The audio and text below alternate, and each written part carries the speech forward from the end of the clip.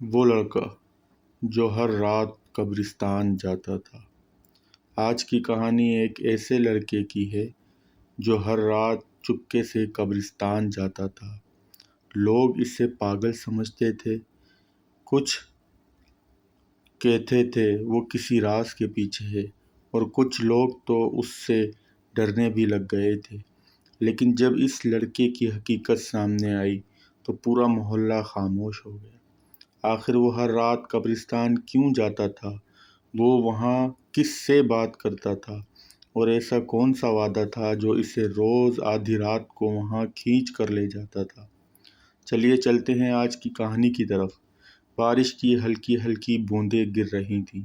رات کافی ہو چکی تھی اور گلیاں سنسان تھیں، لیکن اسی خاموشی میں ایک دبلا پتلا لڑکا روز کی طرح آہستہ آہستہ قبرستان کی طرف جا رہا تھا۔ اس کے ہاتھ میں ایک چھوٹا سا تھیلا ہوتا اور چہرے پر عجیب سی اداسی۔ محلے والے کھڑکیوں سے اسے دیکھتے۔ یہ لڑکا روز رات کو قبرستان کیوں جاتا تھا؟ ضرور کوئی کالا جادو کرتا ہوگا۔ میں نے خود اسے قبروں کے پاس بیٹھے دیکھا ہے، لوگ باتیں کرتے، لیکن کسی کو حقیقت معلوم نہیں تھی۔ اس لڑکے کا نام احمد تھا۔ وہ محلے میں اکیلا رہتا تھا، نہ کوئی دوست، نہ رشتہ دار، نہ ہی کسی سے زیادہ بات کرتا۔ ایک دن محلے کے چند لڑکوں نے فیصلہ کیا کہ آج اس کا پیچھا کریں گے۔ رات کے 12 بجے احمد حسب معمول قبرستان کی طرف نکلا۔ وہ لڑکے خاموشی سے اس کے پیچھے چلنے لگے۔ ہوا تیز تھی، درختوں کے پتے ہل رہے تھے اور قبرستان کا ماحول خوفناک لگ رہا تھا۔ احمد ایک پرانی قبر کے پاس جا کر بیٹھ گیا۔ اس نے تھیلے سے ایک چھوٹی سی چادر نکالی، قبر صاف کی، پھر وہاں بیٹھ کر دھیرے دھیرے باتیں کرنے لگا۔ یہ دیکھ کر لڑکے ڈر گئے۔ یہ واقعی پاگل ہے، یہ قبر سے باتیں کر رہا ہے۔ اچانک احمد کی آنکھوں سے آنسو نکلنے لگے۔ وہ بولا، امی، آج بھی میں آ گیا ہوں۔ میں نے وعدہ کیا تھا نا، آپ کو کبھی اکیلا نہیں چھوڑوں گا۔ یہ سن کر سب خاموش ہو گئے۔ اگلے دن محلے کی ایک بوڑھی خاتون نے لوگوں کو احمد کی اصل کہانی سنائی۔ احمد بہت غریب تھا۔ اس کے والد بچپن میں ہی انتقال کر گئے تھے۔ اس کی ماں لوگوں کے گھروں میں کام کر کے اس سے پڑھاتی تھی۔ وہ اکثر بیمار رہتی تھی، مگر کبھی احمد کو احساس نہیں ہونے دیتی تھی۔ ایک رات اس کی طبیعت بہت خراب ہوئی۔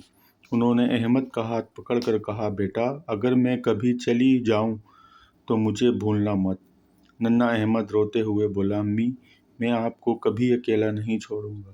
کچھ دن بعد اس کی ماں کا انتقال کر گئی اور تب سے احمد روز رات کو اپنی ماں کی قبر پر جاتا تھا۔ لوگوں نے سوچا بس یہی بات ہو، لیکن اصل حقیقت اس سے بھی زیادہ دردناک تھی۔ ایک رات محلے کے امام صاحب نے احمد کو قبرستان میں دیکھا۔